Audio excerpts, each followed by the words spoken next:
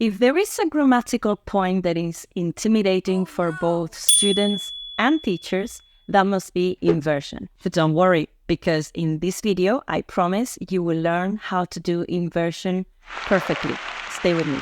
Hello, my name is Monica and I'm an EOI teacher in the south of Spain. And today I wanted to show you step by step how to do a proper inversion in English. It's very intimidating. It's a bit overwhelming because it has many different factors and many different steps. But the good news is, do you know how to ask a question in English? Then you have 85% of the process already. So don't worry, it would be a piece of cake. Before we dive in and start explaining how to do inversions in English, the number one thing I want you to understand is when to use them, because it's not something that you can use every day. We need to use them in moderation and only in certain contexts. So the only context that you will be able to use inversions is if you want to add emphasis, if you want to add an extra touch of drama to whatever you are saying or writing. So say, for example, that you are very angry about something and you want to express your anger, then that would be a perfect moment to use inversion. Because inversion is such an artificial element or not so common resource, I don't really recommend overusing it. Use it in moderation. So don't go crazy with it. So now let me jump in my computer because I want to show you step by step how to do inversion.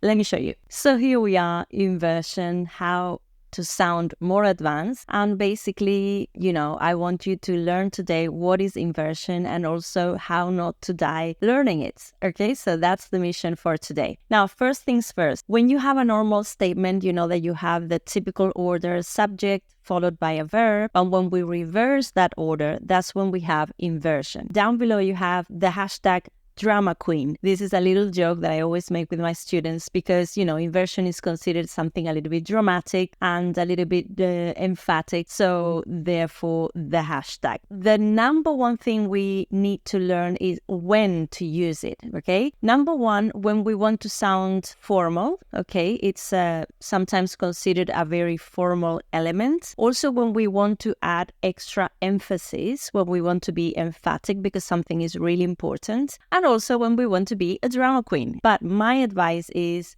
don't overuse them, please. Okay, very important not to use them a lot because then you would sound not natural at all. Now, let's take a look at some examples. We have a normal sentence on the left, which is, he had rarely seen such a sunset. I remind you that the adverb rarely means not frequently, in few occasions. And if you want to use inversion for the same sentence, you would say, rarely had he seen such a sunset. As you can see, there is a change in the order of the elements of this sentence. Another example would be, I have never heard such a ridiculous argument. Okay, this is a normal example with no inversion. However, if you want to add extra emphasis and more drama, you would say something like, never have I heard such a ridiculous argument. As you can see with this second example again, is that we have changed the order of the elements in the sentence to add the extra and additional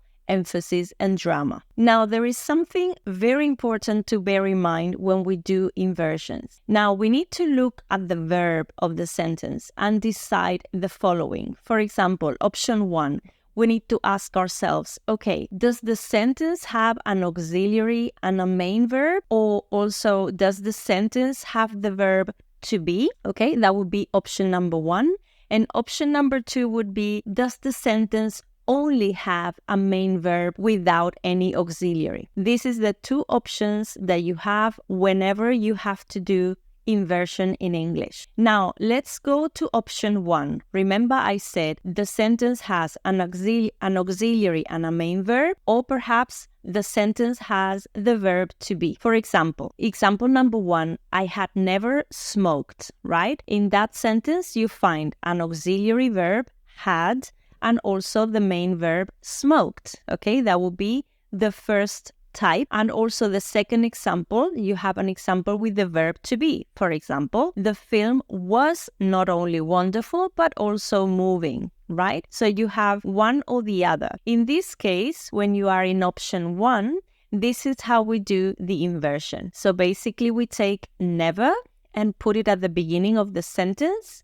And then we continue with the auxiliary, the subject, and the main verb. With the second example, that is the verb to be, we begin the sentence with not only, followed by the verb to be, and then the subject. This is the right order for inversion in option 1. Now let's take a look at option 2. When you only have a main verb, for example, I never smoke. You don't have any auxiliaries like did, does, have, nothing, just the main verb smoke. So in this case, for the inversion, it's going to be slightly different because you're going to place never at the beginning, and then you're going to use an additional auxiliary that is not in the sentence. In this case, did, because the verb is in the past. Now, we do this in every single question that we have in English. When you have a main verb in the past, you know that to ask a question, you would need the auxiliary in the past. So basically, inversion is very, very similar to asking questions in English. So remember, when you have the option 2, that is only a main verb, you need to add an additional auxiliary to make the inversion. Never did I smoke. Now, of course, in English, there are many types of inversions with many different adverbs. Let's take a look at the adverbs that we can use. I have prepared here different categories or different groups. So first of all, number 1, you have the time adverbials. When you use adverbials like never, seldom, rarely, barely, scarcely, hardly, no sooner than. As you can see, all these time adverbs have a little touch of negativity to them or limitation. For example, never is something negative. Seldom means not very frequently. Rarely, the same thing. Barely, scarcely, hardly, like not in a big quantity.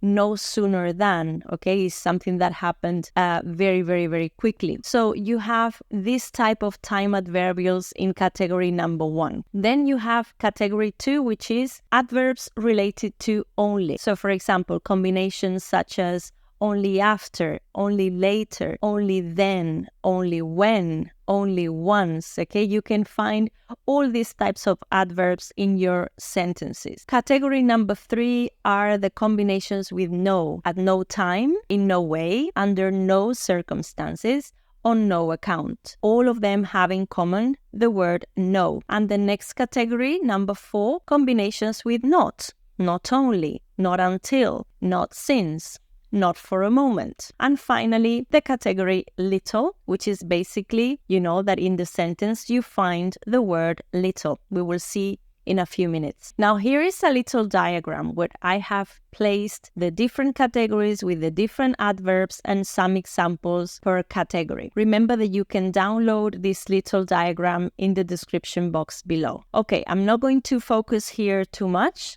and let's pay attention to this. Now, some inversion sentences have 2 parts and others, they just have 1.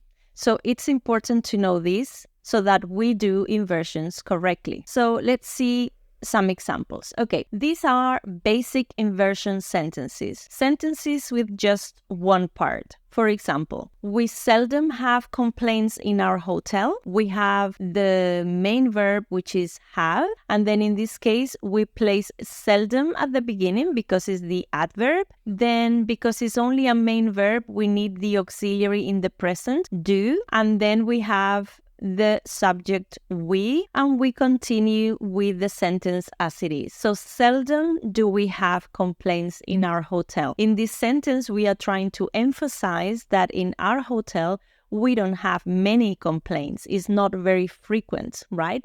But by saying seldom do we have complaints, we are emphasizing and making it more obvious and stronger. So this is just a basic example of an inversion. Now let's take a look at sentences with 2 parts, right? You have the example, I had hardly entered the room when I saw my ex. As you can see, this sentence has 2 different parts. First, I had hardly entered the room, and then the second part, you saw your ex. When you have 2 parts, pay attention to the inversion. We say hardly because it's the adverb that we place at the beginning, and then we invert the order because it's an auxiliary and a main verb combination. So that would be option 1. So hardly had I entered the room, and then the second part stays exactly the same, right? So as you can see, the inversion goes immediately after the negative adverb hardly. So the inversion, it's only done in the first part of the sentence. The second part stays the same. Sometimes it's a mistake because we try to do the inversion in both parts of the sentence, but that's not necessary. Another example. As soon as the match started, it started to rain. So the first part, as soon as the match started, it started to rain. Now, when do we do or where do we do the inversion? We take no sooner with the idea of as soon as. We use no sooner and then had the match started. Okay, in this case, it's very typical in inversions to use the past perfect. Okay, even if it's the past simple here, it's very common in inversions to use the past perfect. That's why you find it here, had the match started. But basically, what is more important is that you do the inversion in the first part of the sentence. No sooner had the match started than it started to rain. As you can see, the second part stays the same. The only thing that I add is than, okay? Because when you use no sooner, the second part combines with the word than. Why? Because remember that sooner is a comparative in English, and comparatives like bigger, cheaper, nicer. When you are comparing, the second part of the comparison is than, bigger than, sooner than, and that's why we say no sooner than. In this example, again, the inversion goes immediately after the negative adverb. So we say no sooner had the match started.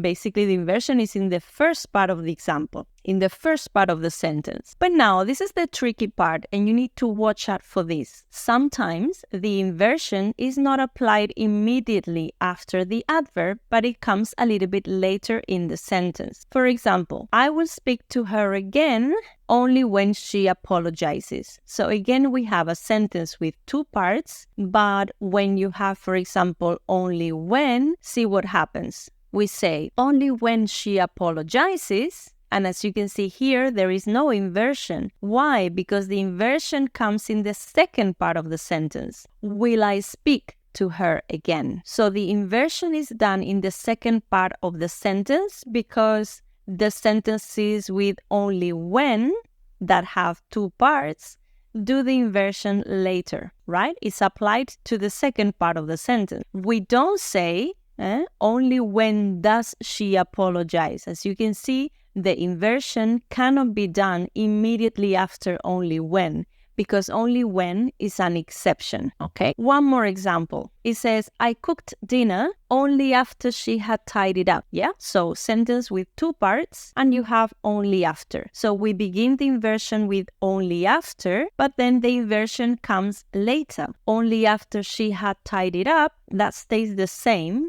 So the inversion comes later. Did I cook dinner? It's applied to the second part of the sentence. So we don't say only after had she tidied up, I cooked dinner. Yeah, because only after is an exception. Only after it's an exception. The last one, and this is a promise. We say we will not allow him to leave until he pays his rent. Sentence with two parts, and then we need to use it with not until. No hasta que pague su alquiler, le dejaremos irse. So we say, not until he pays his rent. As you can see, no inversion there because the inversion comes later. Will we allow him to leave? Again, the inversion is applied to the second part of the sentence. Just a reminder, how do we know which ones are exceptions and which ones are normal? If you remember, I just showed you before the diagram with the summary of this inversion.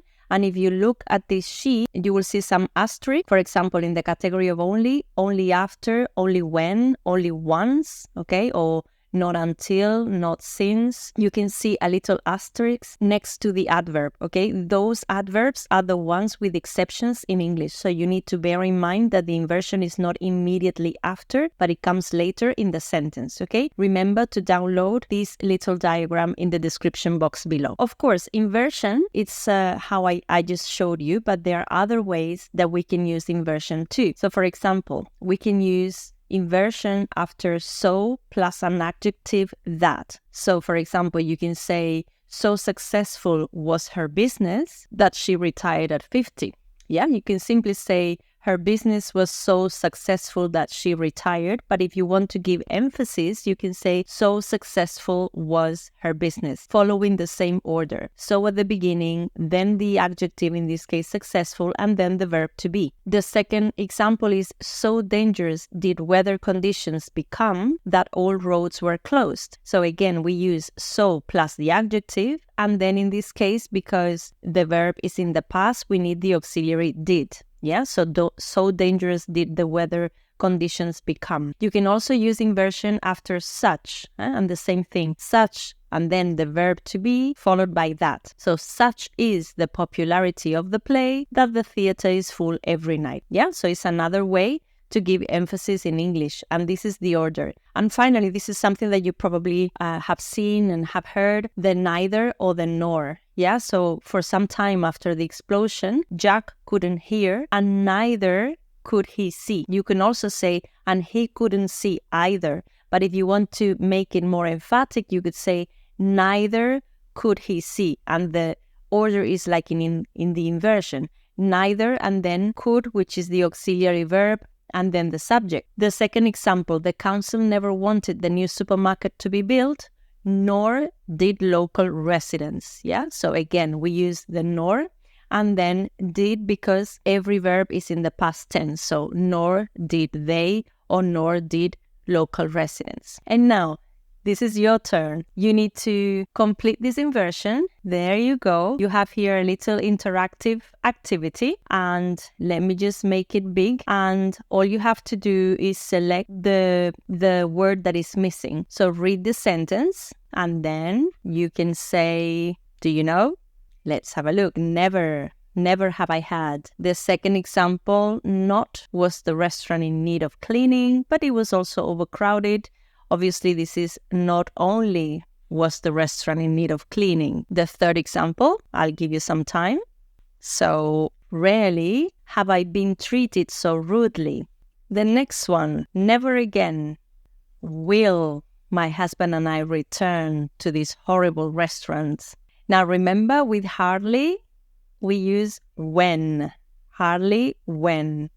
Did. Not until 2 hours later did our meal arrive. And of course, the last one, no sooner had we started eating than, remember, no sooner than, we noticed that the chicken was uncooked. There you go. Well done. So, this is now another exercise where you have to unjumble and place them in order. Let's make it big for you.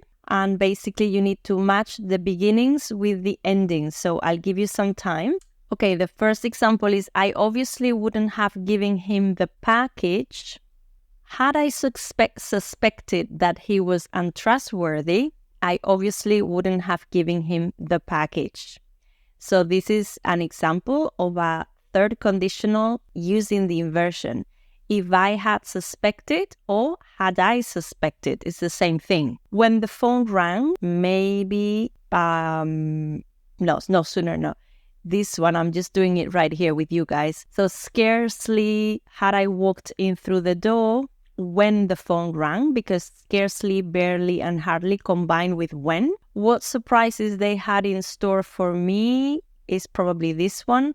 Little did I know what surprises they had in store for me. Then I realized I had left my keys inside, and the key is than. So it has to be no sooner, because no sooner is always with than. No sooner had I reached the door than I realized I had left my keys inside. Did I realize that I had seen it before? Only after the film had started did I realize this. That's good. At no time did she admit that it was her own mistake. I think it's okay. Let me check the answers. Yes, we got them right.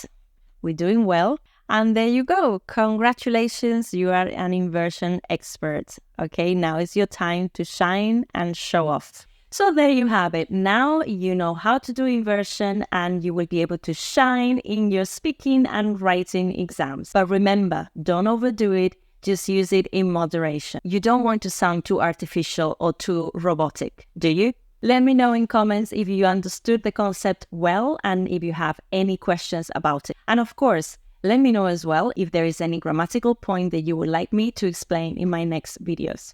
Down in the description box, there is a link where you will be able to download a little summary with the inversion cases and some examples, and also some cards that you can use to practice inversion at home or with your classmates. Take care. See you soon.